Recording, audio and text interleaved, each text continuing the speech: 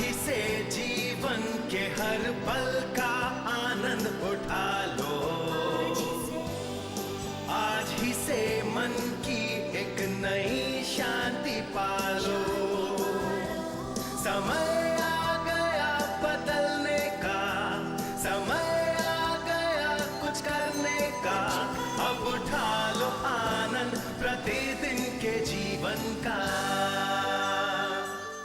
संबंधों को सुदृढ़ करना। आप में से कितने कम से कम एक ऐसे संबंध के बारे में सोच सकते हैं जिसे सुदृढ़ करना है?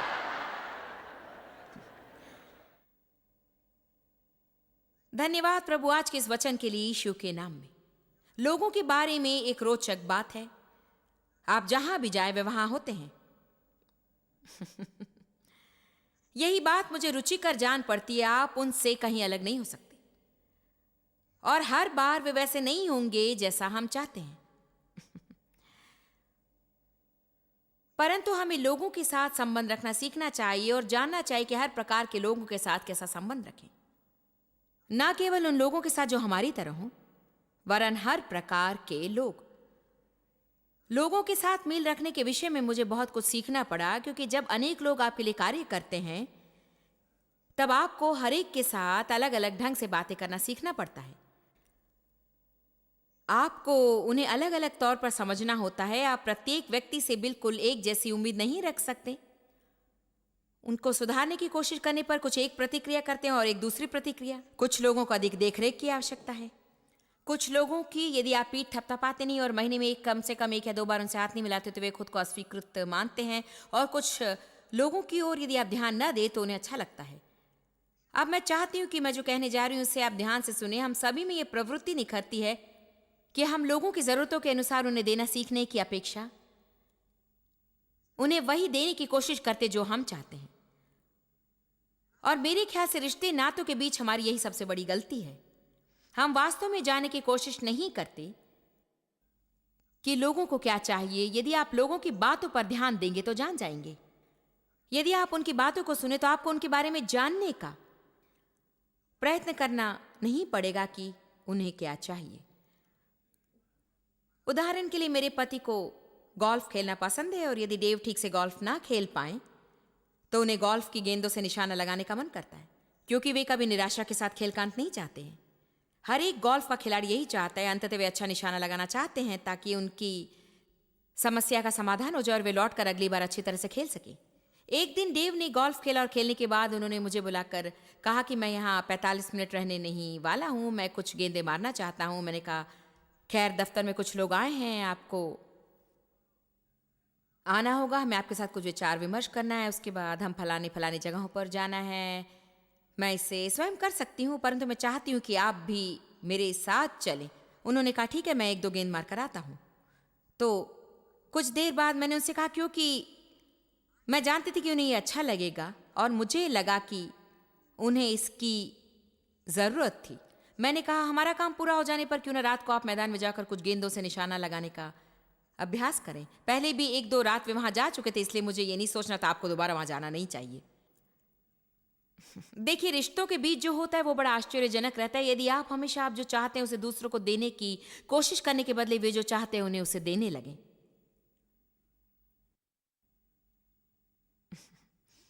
हालेलुया। जानते प्रभु ने मुझे कैसे सिखाया? मैं जो चाहती हूँ वो मेरे पति नहीं चाहते, अधिकांश पुरुष नहीं चाहते हैं। अधिकांश पुरुष वो नहीं चाहते जो एक स्त्री चाहती, इसलिए कई बार वे ये नहीं जानते कि जो स्त्री चाहती उसे कैसे दें, क्योंकि वे ये नहीं समझ पाते। इसके लिए ऐसे किसी की जरूरत होती है जो वास्तव में जानने की इच्छा रखता है, तथा इसमें कुछ साल लग जाते हैं। पुरुष सैद्धांतिक होते हैं और स्त्रियां अधिक भावुक होती हैं। एक स्त्री ये महसूस करना चाहती है कि उसका पति उसे प्रेम करता है और पुरुष ये चाहता है कि आप जान ले कि इसीलिए उसने शादी की। सच बात तो यह है कि सभी पुरुष ऐसे नहीं होते, परंतु अनेक ऐसे ही हैं। एक दिन डेव और मैं गोल्फ खेल रहे थे और यह तब हुआ जब मैं अस्वीकृति के विषय में एक श्रृंखला कर रही थी। उस दिन डेव ठीक से गोल्फ नहीं खेल रहे थे। सच बात यह है कि कुछ समय के लिए वे परेशान थे, उनका निशाना बहुत ही खराब था और मैंने गोल्फ के मैदान में अपना हाथ उनकी पीठ पर रखा और उनकी पीठ थपथपाते हुए कहा सब ठीक हो जाएगा, सब ठीक हो जाएगा। उन्होंने मेरे हाथ को हटा दिया और कहा कि ऐसा मत करो, तुम्हारा ऐसा करना मुझे पसंद नहीं, मैं ठीक हो जाऊंगा। खैर मुझे इतना बुरा लगा और मैं इतनी निराश हो गई कि मैं गोल्फ के मैदान से चुपचाप अकेले बाहर चली गई और मैंने सोचा, अरे हाँ, आपको किसी की जरूरत नहीं है, आप में सब कुछ है, आपको किसी की आवश्यकता नहीं। जरा सा प्रोत्साहन भी स्वीकार नहीं कर सकती क्योंकि आप में इतना घमंड है कि आप ये भी स्वीकार नहीं कर सकते कि आप गलती कर रहे हैं। मैं नाराज थी। आप में से कितने मेरी बात समझ रहे हैं? मैं मन ही मन उन्हें कोस रही थी। लेकिन डेव और मैं हमारे विवाह बंधन को सुदृढ़ करने के प्रयास में लगे हुए थे और एक विषय जिससे हम निपटने की कोशिश कर रहे थे वो थी मुझ में प्रकट होने वाली तिरस्कार की भावना। तो चूंकि मैं अस्वीकृति के बारे में उपदेश दे रही थी, मैंने रुककर कहा, अच्छा प्रभु, मैं दोबारा इसी पहाड़ का चक्कर नहीं काटूंगी। यहाँ क्या हो रहा है? मैं मानती हूं कि तू मेरे जीवन को संभालता है और यदि तू ऐसा होने दे रहा है तो यहाँ ऐसी बात है जिसे मुझे सीखने की आवश्यकता है। तब प्रभु ने कहा, क्योंकि तुम उसे वो देने की कोशिश करी हो जो तुम चाहती हो और उसे उसकी आवश्यकता नहीं। यदि तुमने ठीक से नहीं खेला होता तो तुम उससे ये उम्मीद रखती। यदि वे जरा भी मेरी पीठ नहीं थपथपाते और मुझसे ये ना कहते कि सब कुछ ठीक हो जाएगा, तो मैं यही सोचती कि वे बड़े निर्दयी हैं। किसी भी चीज से बढ़कर एक स्त्री चाहती है कि उसका पति कहे, मैं समझता हूं। वो ऐठन को कैसे समझेंगे? उन्हें इसका अनुभव नहीं हुआ। वो हार्मोन परिवर्तन के बारे में कैसे जानेंगे? आप जानते हैं, खैर कुछ पुरुषों में होता है परंतु स्त्रियों जैसे नहीं। देखिए, हम बस चाहते हैं कि वे उसे समझे, उसके बारे में कुछ बातें हैं। यद्यपि आप अविवाहित तो आप चाहते हैं कि कोई समझ सके। यह आश्चर्य की बात है कि हम चाहते हैं कि लोग हमें समझ सकें। यदि आपको लगता है कि वो परेशान होकर भोजन करने गई है तो बढ़िया काम जो आप कर सकते हैं वो ये है कि उसके कंधों पर आप हाथ रखकर कहें कि मैं समझता हूं। आमीन। ओ, इससे आप बहुत कुछ जान सकेंगे, आप बहुत सी बातें समझ सकेंगे। इसीलिए हमें सीखने की आवश्यकता है यदि हम चाहें कि हम अच्छा संबंध बनाए रखें। यदि आपने कुछ भी नहीं सुना परंतु केवल वही जो अभी मैंने कहा, तो आपका वैवाहिक जीवन सुधर सकता है। आप में से कुछ लोगों के लिए जरूरी है कि आप घर जाकर अपने जीवन साथी को समझने की कोशिश करें और कहें, अच्छा प्रभु, मैं जानना चाहती हूँ कि उनके लिए क्या जरूरी है, ताकि मैं उन्हें वह देने लगूं जिसकी उन्हें आवश्यकता है। शायद आपने ऐसे किसी से शादी की हो जिससे अधिक प्रोत्साहन की जरूरत हो। भला ये मत सोचिए कि चूंकि आपको उसकी जरूरत नहीं, उन्हें भी नहीं, तथा जरूरी नहीं कि आप उन्हें प्रोत्साहन ना दें। उसकी जरूरत न होने की वजह से आप उन्हें उसे दिए बिना न रहें। उन्हें दीजिए क्योंकि उन्हें उसकी जरूरत है। आमीन। जो लोगों के लिए जरूरी उन्हें वही देने लगी, ना कि जिसकी आपको जरूरत है। फिलिपियो 4:2-3। मैं योदिया को भी समझता हूं और सुनतुखे को भी। सुनतुखे लगता है शायद मैं ऐसे नाम वाले किसी से आज तक नहीं मिली हूं। खैर जो हो ठीक है। मैं उन्हें समझता हूं कि वे प्रभु में एक मन रहें। वाह, ये पत्र तो अमेरिका की हर एक कलीसिया के नाम लिखा जाना चाहिए। मैं इस कलीसिया के लोगों को समझाता हूं कि वे प्रभु में एक मन रहें। इसे हर कार्यालयों में, हर पंसारी की दुकानों, हर बाजारों में, हर व्यापार स्थलों में लगाए रखना चाहिए। यहां के कर्मचारियों को हम प्रोत्साहित करते हैं कि वे प्रभु में एक मन रहें, क्योंकि एक मन रहने में सामर्थ है, परंतु एक विभाजित घर टिक नहीं सकता। और ये कोई छोटे घरों की तरह नहीं जिनमें हम रहते हैं। मैं नहीं मानती कि यदि हमारे बीच बहुत मतभेद और हर समय संघर्ष बना रहे तो हमारी सेवकाई बनी रहेगी। जितनी तेजी से प्रभु एक कलीसिया का निर्माण कर सकता है, उससे भी अधिक तेजी से संघर्ष उसे नाश कर सकता है। क्यों? क्योंकि लोग एक दूसरे के साथ अच्छा संबंध स्थापित करना नहीं जानते। हो सकता है ऐसा कोई जो अपने को ही ठीक समझता है, वो नहीं समझता कि दूसरे उसकी राय लेना नहीं चाहते।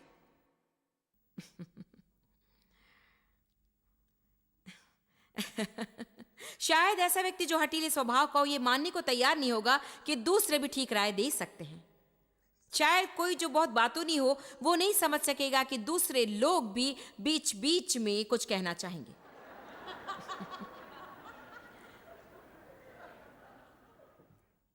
आप आपने कुछ नहीं किया जब तक कि आप अनेक प्रचारकों के साथ भोजन पर नहीं गए।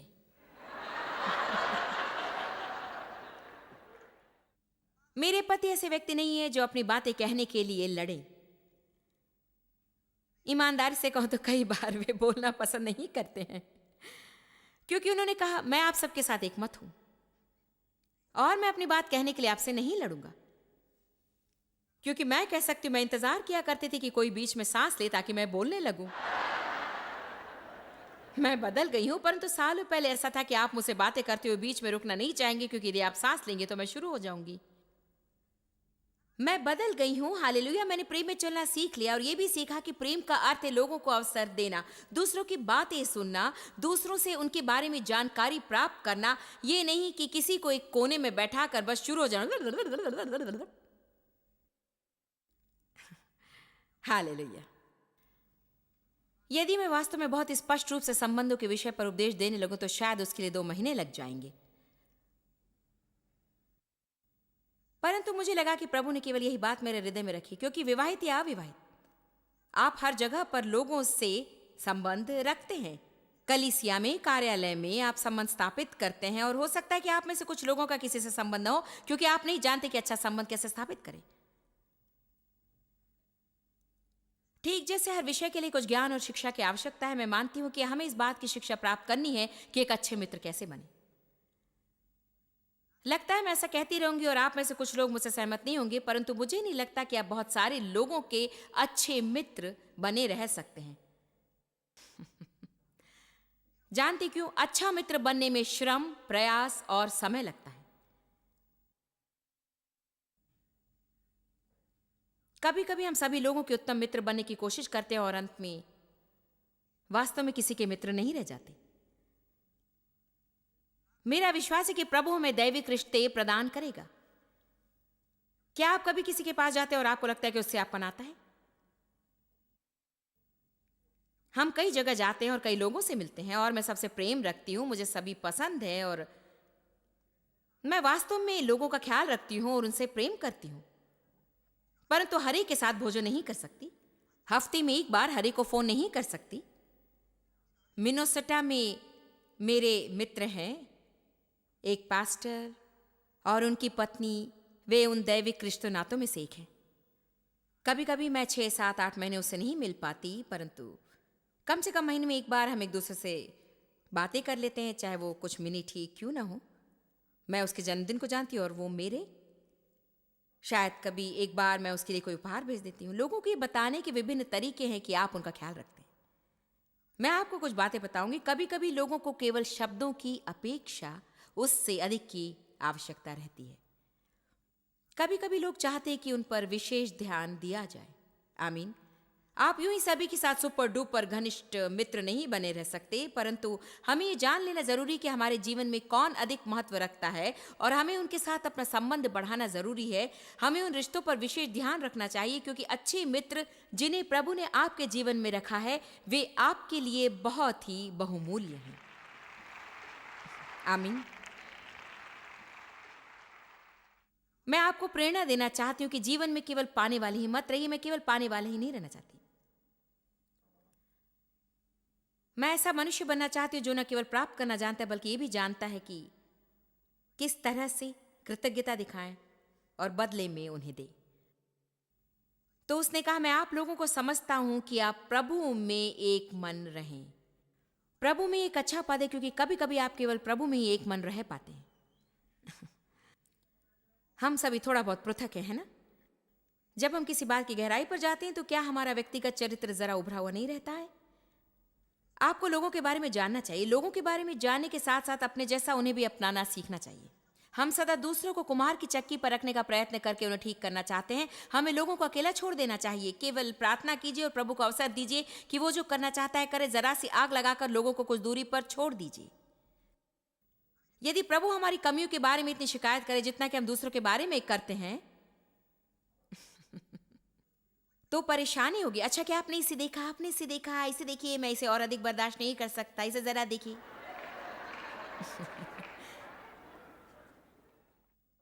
आमीन। वचन 3, हे सच्चे सहकर्मी, मैं तुझसे विनती करता हूं कि तू उन स्त्रियों की सहायता कर। मुझे ये पसंद है क्योंकि उन्हीं ने मेरे साथ सुसमाचार फैलाने में क्लेमेंस और मेरे उन अन्य सहकर्मियों सहित परिश्रम किया जिनके नाम जीवन की पुस्तक में लिखे हुए हैं। मुझे ये भाता है क्योंकि वो कह रहा है शायद उनके बीच कोई दरार पड़ गई थी, नहीं तो पौलुस ने इस पत्र को नहीं लिखा होता। यहां तक कि पौलुस और बरनबास भी एक मोड़ पर एक मन के नहीं रह सके और उन्हें बिछुड़ना पड़ा। अतः एक मसीह होने मात्र से ये बात पक्की नहीं हो जाती कि हम एक दूसरे के प्रति प्रेम भाव ही रखे रहेंगे। तब भी हमें शारीरिकता होती है और कुछ पुरानी बातें हमारे अंदर रहती हैं जो जब तब बाहर झांकने की कोशिश करती है। मैं चाहती हूं कि आप उसे अच्छी तरह से समझ ले। यदि आप प्रेम में चलना चाहते हैं, मेरा तात्पर्य सच्चा प्रेम में यूं ही ऐसे वैसे प्रेम की बात नहीं कर रही, मैं इसके सैद्धांतिक विषय के बारे में नहीं कह रही हूं। मेरा कहने कि यदि आप सचमुच प्रेम में चलना चाहते हैं तो फिर आपको इसके लिए प्रयास करना होगा। और जैसे ही आप आगे बढ़ने की हिम्मत करेंगे, शैतान आपका विरोध करेगा। क्या आप कभी सोच सकते कि आप किसी के साथ प्रेम में चलें और शैतान आप पर हमला ना करे? वो उस व्यक्ति के विषय में आपके मन पर वार करेगा। वो उनसे ऐसे विचित्र काम करवाएगा जो उन्होंने शायद ही कभी किया हो, ताकि आप हवा में हाथ मारकर कहें कि मैं ऐसा नहीं कर सकती हूं, ये बहुत ज्यादा है। नहीं, ऐसे समय पर ही आपको अपने पैरों पर खड़े होकर मुंह को सीधे रखकर कहना चाहिए, प्रभु तूने ही मेरे मन में विचार डाला और चाहे कुछ भी हो मुझे परवाह नहीं। मुझे सिखा कि मैं इस व्यक्ति से कैसे प्रेम करूं। आमीन। जानते क्यों? क्योंकि बाइबल पहले कुरिन्थियों 13 में कहती है प्रेम कभी टलता नहीं। मेरा विश्वास है कि यदि प्रभु के प्रेम को लगातार किसी भयंकर कठोर हृदय वाले व्यक्ति के प्रति व्यक्त किया जाए तो वो अवश्य बदल जाएगा। देखिए, जब भी हम ऐसे लोगों के निकट आते हैं जिनसे एकमत होना कठिन हो तो हमें उनसे दूर हो जाना चाहिए। अच्छा, धन्य प्रभु, मुझे इस जगह पर नहीं रहना है, मैं प्रभु की संतान हूं और मैं इसमें समझौता नहीं कर सकती। उसके बाद संसार की सारी चीजें निस्वाद रहती है क्योंकि कहीं भी नमक नहीं रहता।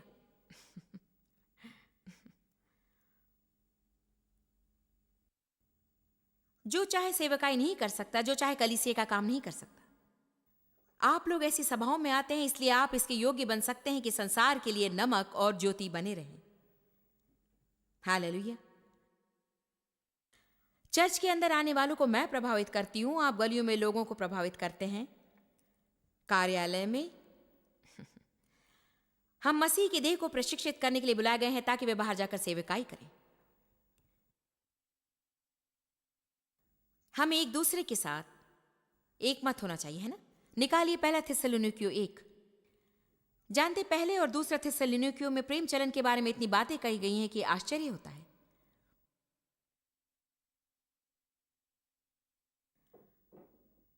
पहला थिस्सलुनीकियों अध्याय 1 पद 2 से 3।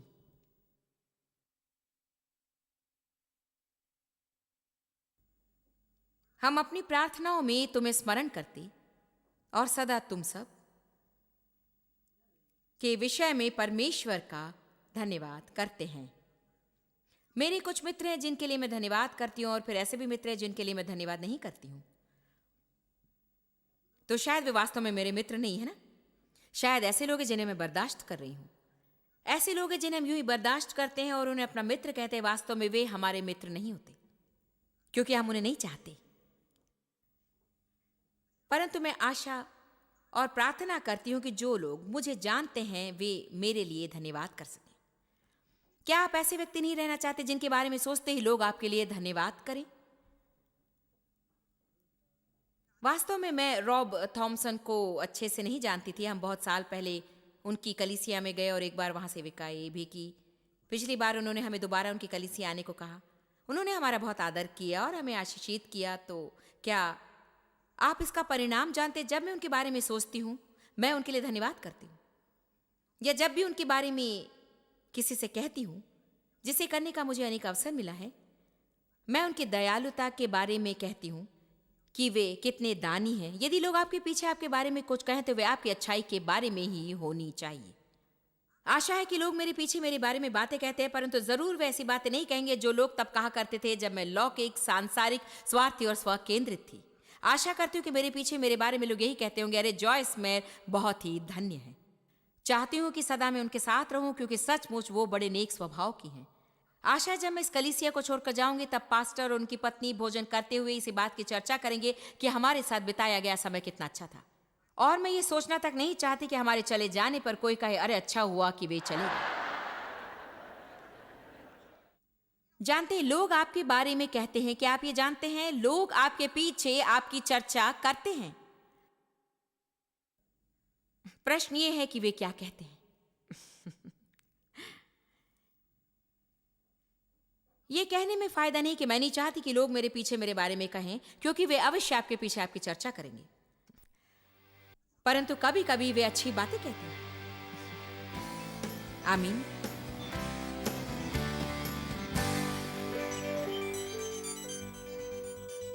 हम में से अनेक लोगों को अपने सहकर्मियों, मित्रों और खासतौर से परिवार के सदस्यों के साथ संबंध रखने के क्षेत्र में मदद की आवश्यकता है। हम सभी में प्रवृत्ति है कि हम दूसरों की आवश्यकता के अनुरूप उन्हें देना सीखने के बदले हम जो चाहते हैं वही उन्हें देते हैं। परंतु आशा रखिए, यदि हम प्रभु और उसके वचनों पर केंद्रित रहें तो हम अपने जीवन में लोगों के साथ अच्छा संबंध रख सकेंगे। आप जितना जानते हैं उससे भी अधिक आप हमारे लिए जॉयस मेयर मिनिस्ट्रीज एशिया में महत्वपूर्ण है। हम आपकी सराहना करते हैं। आप सौभाग्यों का धन्यवाद देते हैं कि इस संसार भर की सेवकाई को आप सफल कर रहे हैं। एक साथ हम भूखों को भोजन, गरीबों को कपड़े दे रहे हैं और पूरे संसार में सुसमाचार प्रचार कर रहे हैं। हमसे आज ही संपर्क करें या लॉग करें jmmindia.org। अपने प्रार्थना निवेदन भेजें, हमारे स्रोत के विषय जानें, जॉयस की सभाओं के विषय जानें, और जैसे हम पूरे संसार में मसीह के प्रेम को बांटते हैं तो आप हमारे साथ सहभागी हो जाएं।